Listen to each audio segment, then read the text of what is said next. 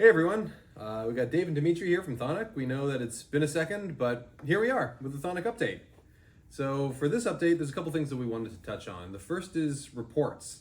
Well, initially it was our intent to do more of a volume play, writing reports on every and any token under the sun. We've since pivoted to do more of a less but better approach, focusing on more small cap tokens that have more opportunity. But at the same time, we're still working on filling out our library, aiming to drop 2 new reports a month. We want to make sure that when someone logs in, when you're there, there's an actual library and not just a small newsstand of tokens, that you have a library of reports to look at. So that's where we're at with all of our reports. Next, we want to talk about is just our schedule, where we're at with the project. Yeah, so when it comes to the report, the platform itself is moving along just fine. Where we're behind schedule, I would say, is the actual writing of the reports, as most people have noticed. And there's a few reasons behind this, and I just wanted to touch base because some people started asking in Telegram and email.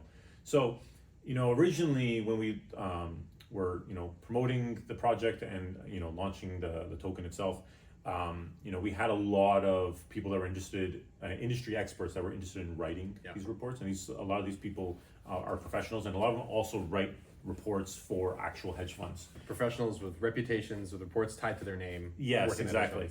And then since then, before we can launch the platform and actually get the whole report machine pumping, a lot of them didn't necessarily back out, but put pause on their contribution, and a lot of them is because of things like the FTX crash and various other things that happened in the crypto industry about a year ago. So a lot of them since then have kind of been like, I don't know if I could put my name on this right now. There's some conflicts with my work, and so which is completely understandable. We get it. So we still had that. The reason why we are still writing reports is, one, the team itself is helping out quite a bit, and then we do still have a few people that are contributing that didn't have an issue with this. The only problem is our list of experts in specific industries has diminished. So there's a lot of reports that we started and we can't finish until we get these people's input, and we're waiting for them to come back around to let us know.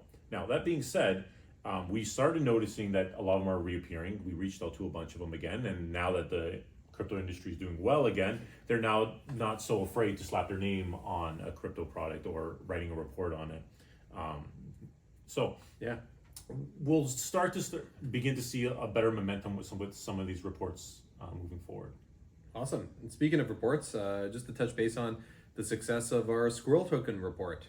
If you haven't seen it yet, log into thonic.finance.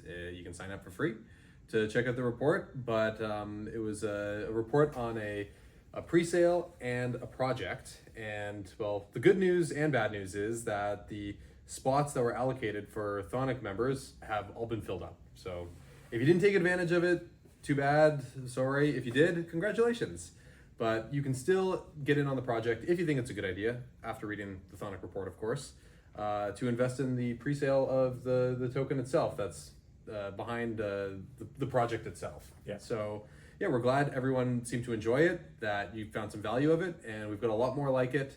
Not in the same trading bot, but a lot more exciting new projects that we're currently assessing and evaluating and gathering data for now that we'll be releasing to you soon.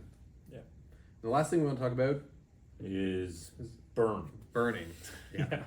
So the platform, we were in a beta for such a long time, specifically for the holders, which didn't really generate any revenue. But recently, now that there's free accounts, there's holder accounts, and there's actually paid accounts. So we are sign up for free on the site too.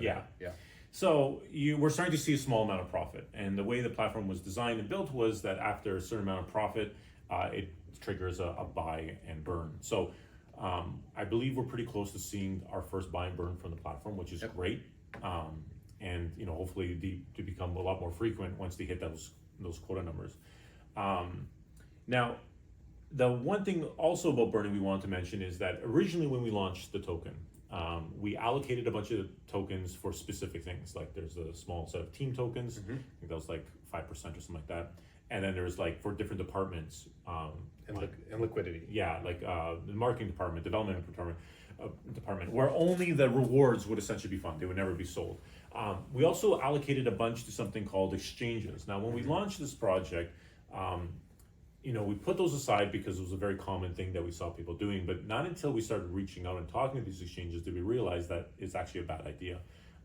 These exchanges that we're talking about are these very small, Micro exchanges. Almost. micro exchanges. Yeah. We're not talking about like having this run on Binance or something like that. Or Coinbase or Coinbase, Kraken yeah. or whatever. Yeah. Yeah, we're talking about, these are like these really no-name exchanges, and as soon as you launch a token, they all reach out to you saying that, hey, pay us and we'll get you on there and we're going to get you a bunch of buys. Well, it turns out most of these are ghost towns of users.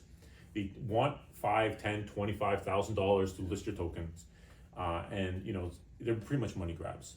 So we allocated a bunch of these tokens aside because a lot of them request your token, which the event is essentially just sell immediately to take the cash. And then you get nothing, no buys out of it. Yeah. So what we want to do with this allocation is not give them away and hurt, our holders and potentially hurt our market cap. We're going to just start burning them, which will actually help our holders out. So the way we're seeing it is that the platform will start burning, do its first burn. That we don't really control the timing. We're not going to tell you when we're going to burn this other allotment because we're just going to end up seeing people just buy before and sell right after just to make a quick buck. We're also not going to burn them all at once. You can just see a giant spike and then it just crashed down.